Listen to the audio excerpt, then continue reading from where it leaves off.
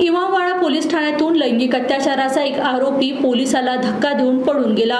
या घटनेने पोलीस विभागात खळबळ उडाली। 2 तास कसून शोध घेतल्यानंतर तो पोलिसांच्या हाती लागला। विक्की दाभोळे राहणार रामबाग असे त्या आरोपीचे नाव आहे।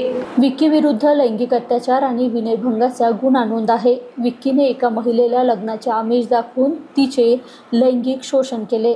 महिलेच्या तक्रारीवरून इमामवाडा पोलिसांनी लैंगिक अत्याचाराचा गुन्हा नोंदवून त्याला अटक केली होती। जामिनावर तुरुंगातून बाहेर आल्यानंतर विक्कीने महिलेच्या अल्पवयीन मुलीशी बळजबरी केली। पुन्हा पोलिसात तक्रार करण्यात आली। पोलिसांनी विविध कलमान्वये गुन्हा नोंदवून विक्कीला अटक केली। सोमवारी सकाळी विक्कीने पोलिसांना लघुशंका आल्याची माहिती दिली। पोलिसांनी त्याला लॉकअपमधून बाहेर काढले। लघुशंका करण्यासाठी घेऊन जात असताना त्याने पोलिसाला जोरात धक्का दिला आणि पळून गेला।